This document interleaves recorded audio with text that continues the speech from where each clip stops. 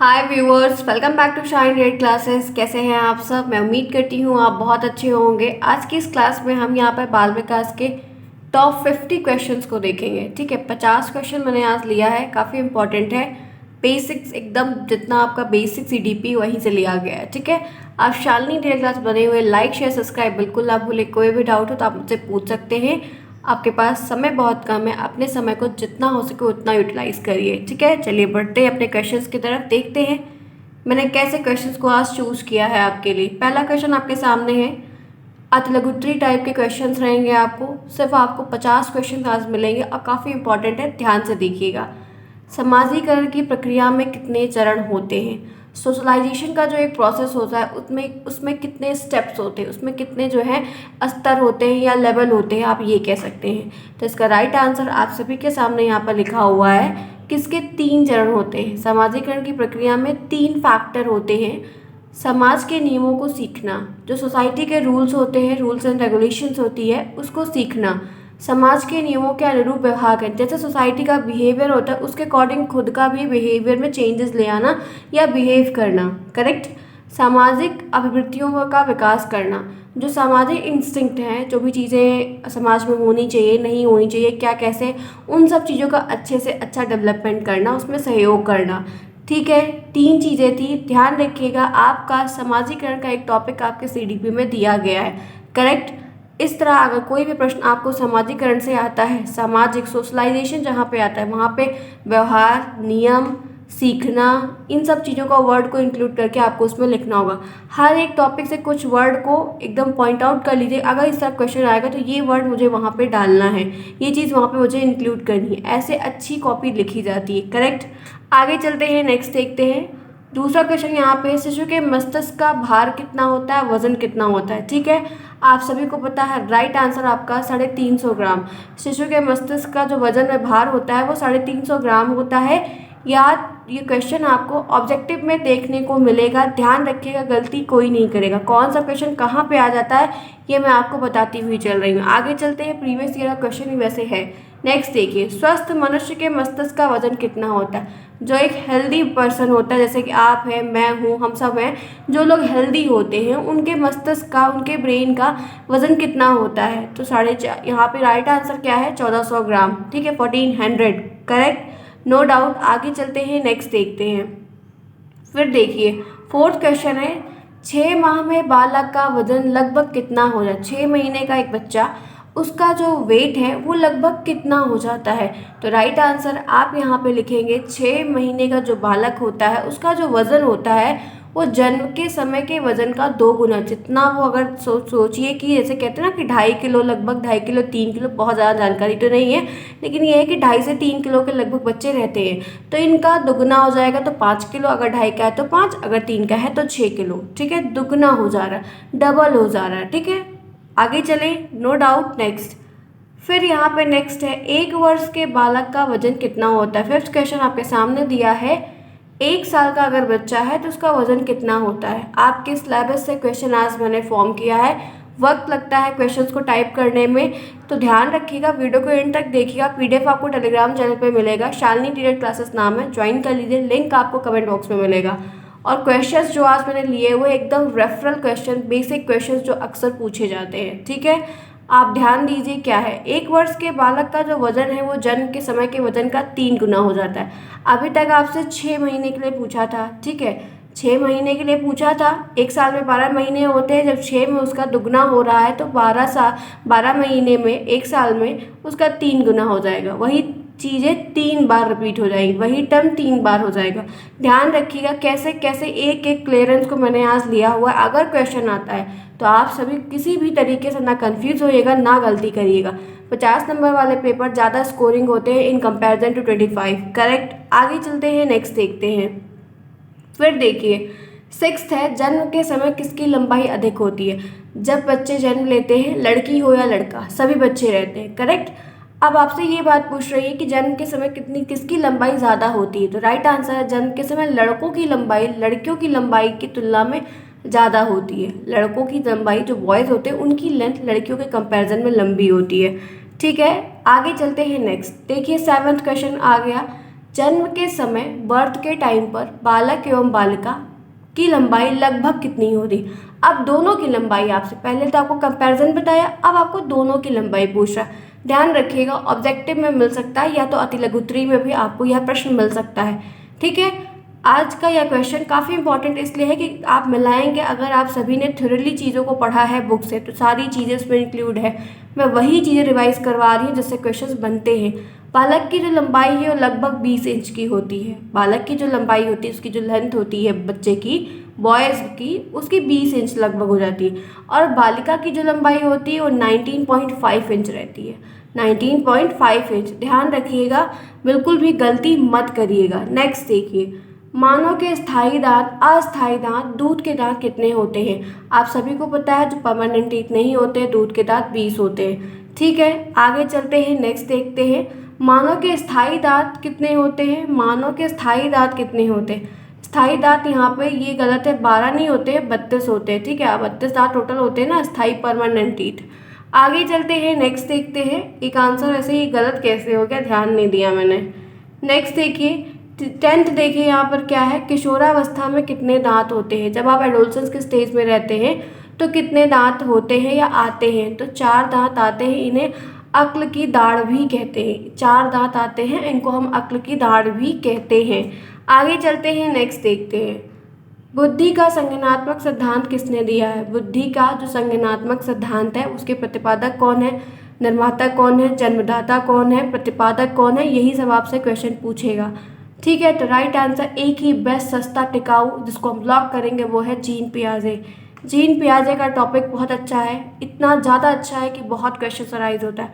ध्यान रखिएगा, कोई भी गलती नहीं करेगा, यही उम्मीद कर सकती हूँ। नेक्स्ट देखिए, बुद्धि का संवेगात्मक विकास का सिद्धांत किसने दिया है। बुद्धि का संवेगात्मक विकास का सिद्धांत किसने दिया, राइट आंसर है डेनियल गोलमैन। इनका पूरा नाम है डेनियल गोलमैन।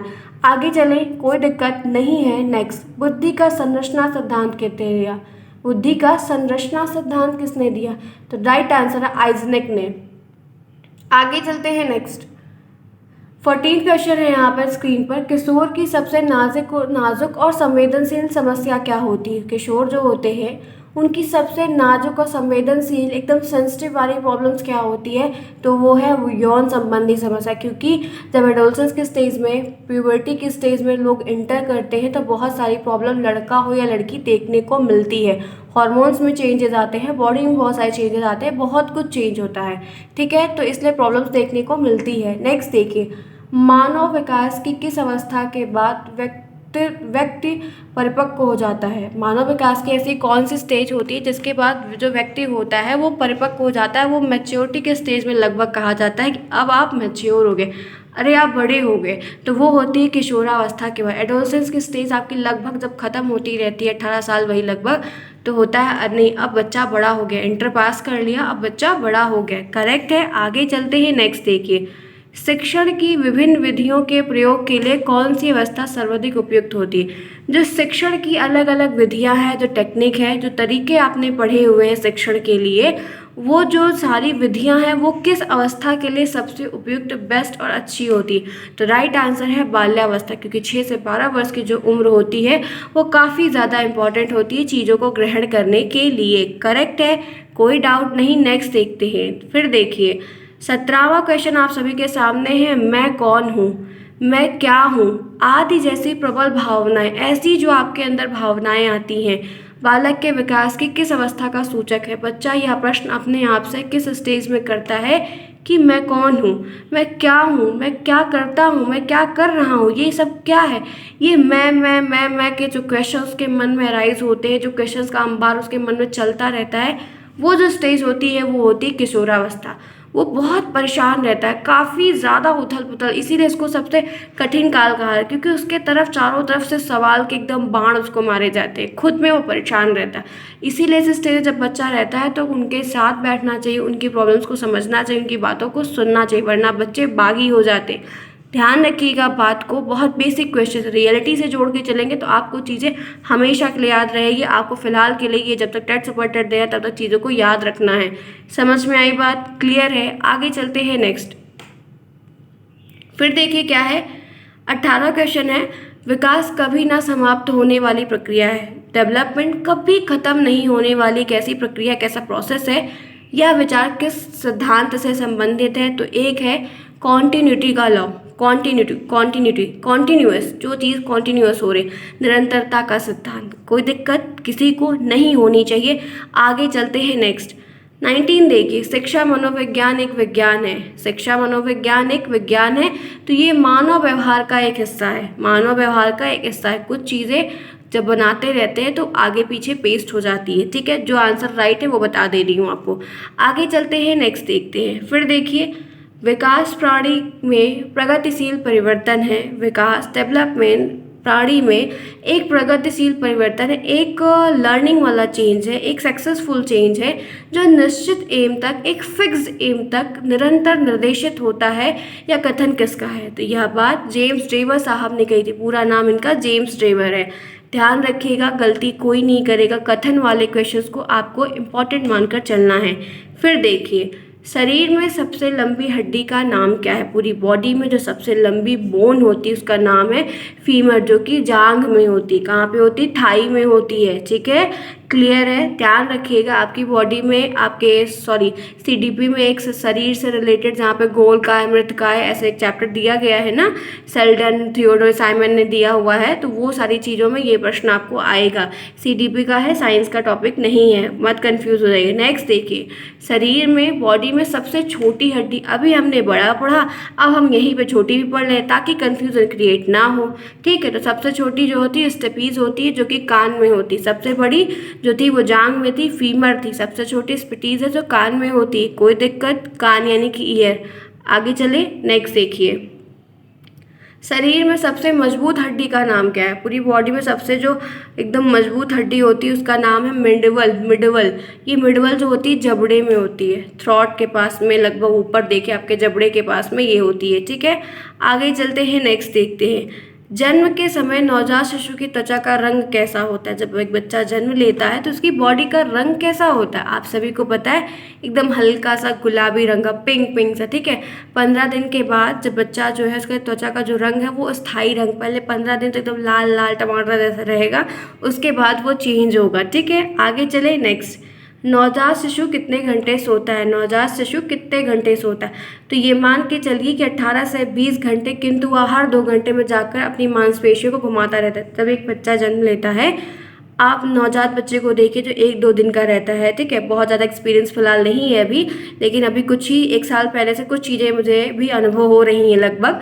मेरे घर में भी एक मेरा छोटा सा भतीजा है। वो चीज़ पता है, जब मैंने फर्स्ट टाइम उसको बहुत ध्यान से देखा, तो आप उसके ऊपर हाथ रखे रहो उसके सर पे या पेट पे, तो वो जैसे होता है ना कि फड़फड़ाता रहता है। वो मतलब उसको कुछ उड़ा दो, कवर कर दो, वो 3-4 दिन में, 1-2 दिन में वो फेंकता रहता है, जैसे चौंकता रहता है बच्चा। बहुत डर लगता है उस समय बच्चों को लेने में, बहुत कभी वो फिसल के गिर ना जाए, ऐसा डर लगता है। और सारा दिन बच्चे सोते रहते हैं। ये मांसपेशी को घुमाने की जो बात थी, इसलिए मैंने आपको पर्सनल बात कुछ बताई यहाँ पर, क्योंकि वो 2 घंटे, हर 2 घंटे में जगेंगे, अपनी मांसपेशियों को घुमाएंगे, क्योंकि उनका मूवमेंट करना बहुत ज़रूरी है।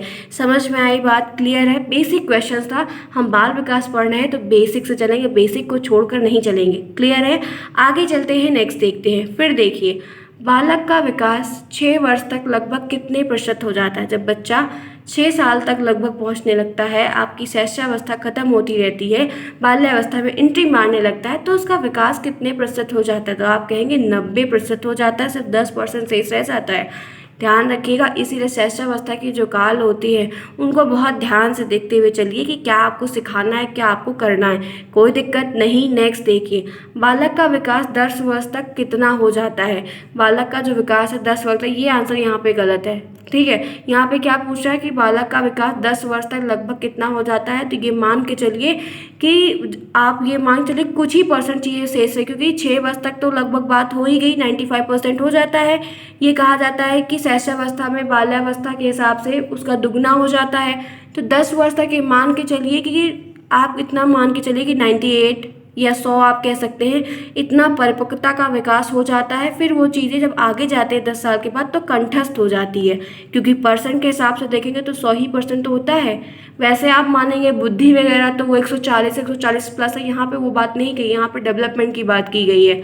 आगे चले नेक्स्ट देखिए, 28वां प्रश्न है, बाल्यावस्था में बालक की हड्डी कितनी होती है? जब बच्चा चाइल्डहुड की स्टेज में रहता है तो उसकी बोन्स की संख्या कितनी होती है? तो लगभग 270 से लेकर 350 तक होती है। 270 से लेकर 350 तक उसमें हड्डियां पाई जाती हैं। आगे चले, नेक्स्ट देखिए, निःशुल्क एवं बाल शिक्षा का अधिकार अधिनियम 2009 का विस्तार किस राज्य में नहीं हुआ था? जब ये फ्री एंड कंपलसरी एजुकेशन का रूल लाया गया था तो 2009 में इसका जो विस्तार हुआ था वो किस राज्य में, किस स्टेट में नहीं किया गया था? तो वो है जम्मू कश्मीर में नहीं किया गया था, बाकी सब जगह लागू हुआ था। आगे चले, नेक्स्ट देखिए, शिक्षा का अधिकार अधिनियम 2009 के तहत निजी विद्यालयों को कितने प्रतिशत सीट आरक्षित करने का अनिवार्य है?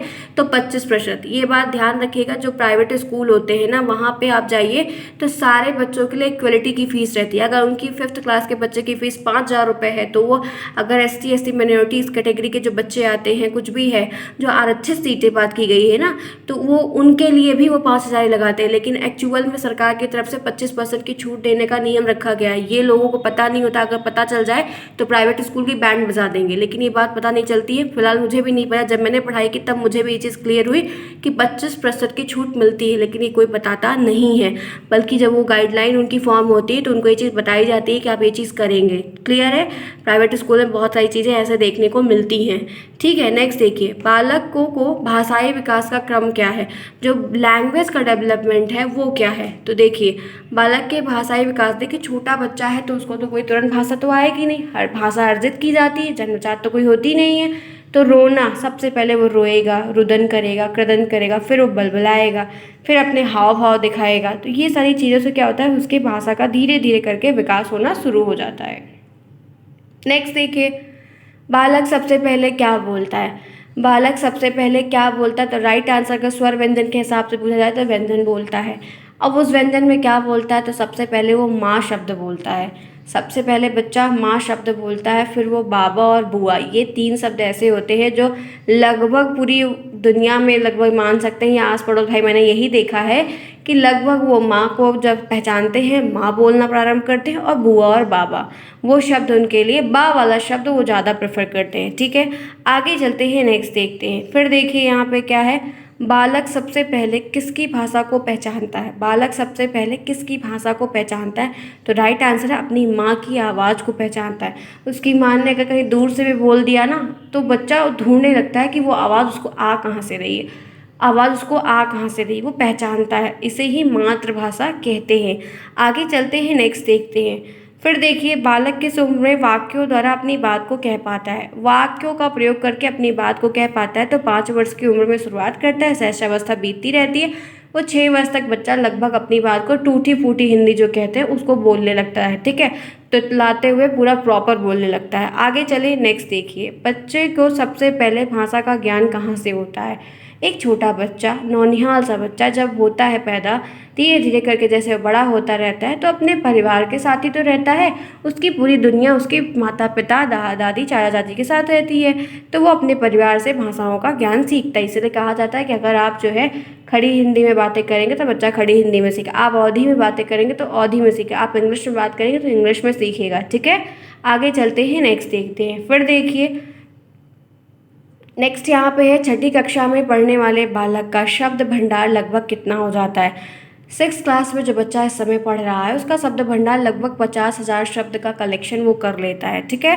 आगे चले, नेक्स्ट देखिए। 37वां प्रश्न आप सभी के सामने यहाँ पर दिया गया है, 10वीं कक्षा में पढ़ने वाले बच्चे का शब्द भंडार कितना हो जाता है? तो 80,000 शब्द, 30,000 शब्द उसमें और इंक्लूड हो जाते हैं।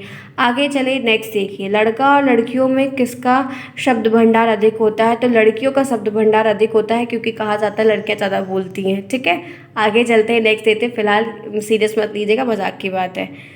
देखिए, भाषा को सीखने के साधन कौन कौन से हैं? भाषा को सीखने के कौन कौन से तरीके हैं, साधन है, मीडियम है?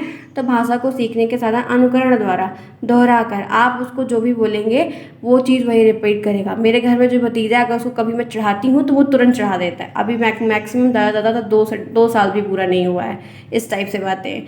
खेल विधि के द्वारा, खेल खेलो चीज़ें उसको सिखाइए। फुटबॉल लेके मारो तो वो भी मारेगा, आप कोई चीज़ फेंकोगे तो वो भी फेंकेगा। तो ये सारी चीज़ें वो अनुकरण के द्वारा, खेल खेल के द्वारा। कहानी द्वारा, आप कहानी बता दो, एक राजा था, 2 रानी थी, ये वे पता नहीं क्या। विक्रम बेताल का जो सीरियल आता था बहुत पहले, तो उसमें देखिए ये सब बताया जाता था।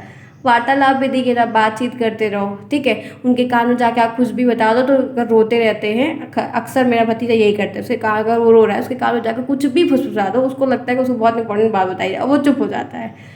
फिर प्रश्नोत्तरी विधि, क्वेश्चंस ना आए, जो जैसे छोटे बच्चे बड़े हो रहे हैं तो उनको पूछो, अच्छा ये ऐसी चीज़ें थी, ये ऐसा चीज़ें थे तो कैसे हुआ, तो ये बच्चे सीखते हैं, इन सब से उनका विकास होता है भाषा का। आगे चलते हैं, नेक्स्ट देखते हैं। देखिए, लड़कियों द्वारा संकेत द्वारा बात करना किस उम्र तक सीख जाते हैं? लड़कियां संकेत के द्वारा बात करना किस उम्र तक? तो लगभग 6 वर्ष की उम्र तक सीख जाती हैं, ठीक है। आगे चल, संकेत का मतलब जैसे कोई चीज़ इशारे में समझा दो, ये नहीं कि वो गूंगी बह रही हैं, ठीक है, वो कुछ चीज़ें समझ में आ जाती है। संकेत ज़रूरी नहीं कि सिर्फ वही लोग यूज़ करें, हम सब भी यूज़ करते हैं, अलग अलग जगह पे यूज़ कर लिया है। फिर देखिए, भाषा के विकास को प्रभावित करने वाले कारक कौन कौन से, जैसे कौन कौन से फैक्टर हैं जो आपकी लैंग्वेज के विकास को प्रभावित करते हैं? तो लिंग प्रभावित करती है, क्योंकि लड़की मतलब अपने लिए मैं जाती हूँ, लड़का अपने लिए मैं जाता हूँ, तो सबका अपना एक लिंग फिक्स है ना, तो वो उसके हिसाब से अपनी भाषा। अब ये जैसे मैं ही हूँ, मैं अपने पापा से बोलूँ कि मैं जा रहा हूँ, तो ये क्या वाक्य सही है? नहीं, मैं तो यही बताऊँगी मैं जा रही हूँ। तो आप लड़का रहे तो वो चीज़ अपने लिए, लिंग का भी फ़ायदा मतलब देखने को मिलता है। बुद्धि का भी बिल्कुल होता है, किसी की ज़्यादा है, किसी की कम है, किसी की मध्यम है। फिर यहाँ पे स्वास्थ्य है, ये ठीक है, ये स्वास्थ्य लिखा हुआ है, और जब टाइप करते हैं तो चीज़ें जो है एकदम फॉन्ट नहीं मिलता है, तो ये चीज़ें चेंज हो जाती हैं, ठीक है। जनसंचार के माध्यम से, ये भी एक तरीका है। समूह में प्रभावों के तरीके से आप कलेक्ट हो और ढेर सारे लोग मिले तो वहाँ पे अलग अलग चीज़ें मिलेंगी। पारिवारिक संबंध से भी चीज़ें देखने को मिलती है, विद्यालय में भी सीखने को मिलता है, आस पड़ोस के वातावरण से प्रभाव पड़ता है। तो ये सारी चीज़ें जो हैं, अगर सब कुछ अच्छा मिलेगा तो अच्छा होगा, बुरा मिलेगा तो आपको उसमें गलत भी इम्पैक्ट पड़ेगा। नेक्स्ट देखिए, मनुष्य और पशु में मुख्य अंतर क्या है? बहुत बढ़िया क्वेश्चन है, काफ़ी बढ़िया है, ध्यान रखिएगा। मनुष्य और पशु में मुख्य अंतर क्या है, मेन डिफरेंस क्या है? तो वो है बुद्धि का। मनुष्य के पास बुद्धि है, पशुओं के पास कोई बुद्धि नहीं होती, इसलिए तो कहा जाता है पशु। गाय बहुत अच्छी होती है लेकिन उसको भी तो मारा जाता है। आप कुत्ता पालते हैं, ठीक है, पेट रखते हैं, लेकिन उसको भी तो गुस्सा लगती है तो उठा के लोग मारते हैं डंडे से या जिससे भी। क्यों? क्योंकि कहा अरे आखिर में तो पशु ही है ना। भले बहुत संवेदनशील होता है, कुत्ते बहुत संवेदनशील होते हैं, गाय भी बहुत संवेदनशील, लेकिन क्या है तो जानवर ही ना, बुद्धि थोड़ी होती है, इसे तो जानवर का रूप वो लेके जन्म लिए रहते हैं। मनुष्य हैं, उनके पास बुद्धि होती है, यही एक मेन फैक्टर होता है। नहीं तो खाना पीना करना और हाथ गोड़ पैर सब बराबर, सबके उनके भी हमारे भी, करेक्ट है। आगे चलते हैं, नेक्स्ट देखिए, बुद्धि को सबसे पहले परिभाषित किसने किया है? बहुत बढ़िया क्वेश्चन है।